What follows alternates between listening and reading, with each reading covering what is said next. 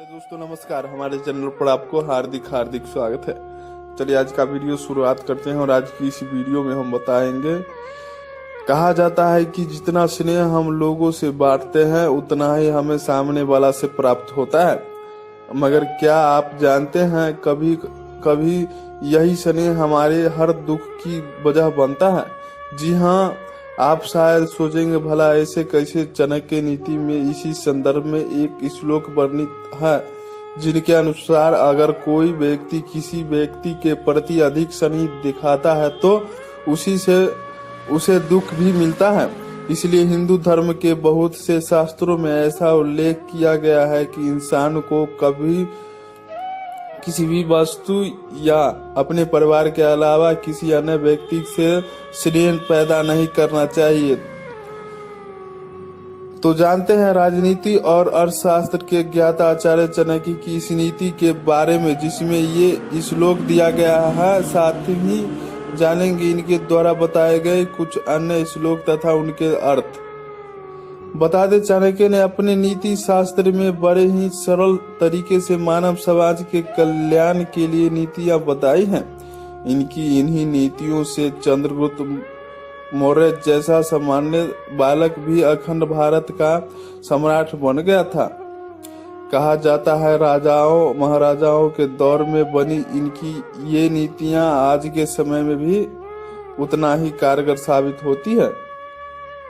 चाणक्य कहते हैं कि आचरण से व्यक्ति का कुल का परिचय मिलता है, बोली से देश का पता लगता है, आदर सत्कार से प्रेम का तथा शरीर देखकर व्यक्ति के भोजन का पता लगता है। चाणक्य के अनुसार अगर किसी व्यक्ति को किसी के प्रति अधिक प्रेम होता है तो उसे उसी से भय भी होता है, क्योंकि प्रीति दुखों का आधार है और स्नेह सारे दुखों का मूल है। अतः स्नेह तथा बंधनों को तोड़कर सुखपूर्वक जीवन व्यतीत करना चाहिए।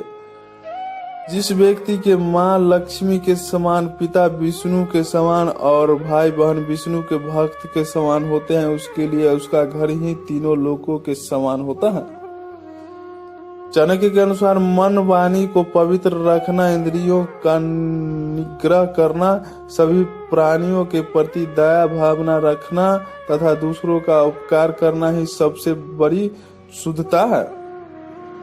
चाणक्य कहते हैं कि व्यक्ति के गुण उसके रूप की शोभा बढ़ाते हैं, उसका शील स्वभाव कुल की शोभा बढ़ाता है, उसकी सिद्धि उसके द्वारा की गई विद्या की शोभा बढ़ाती है तथा भोग करना उसके धन की शोभा बढ़ाता है।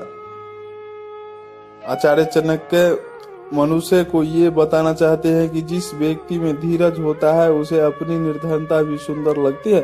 साफ रहने पर गरीब व्यक्ति को अपने मामूली वस्त्र भी अच्छे लगते हैं। गर्म किए जाने पर बासी भोजन भी सुंदर व स्वादिष्ट जान पड़ता है, और अगर मनुष्य का स्वभाव अच्छा हो तो कुरूपता भी सुंदर लगती है।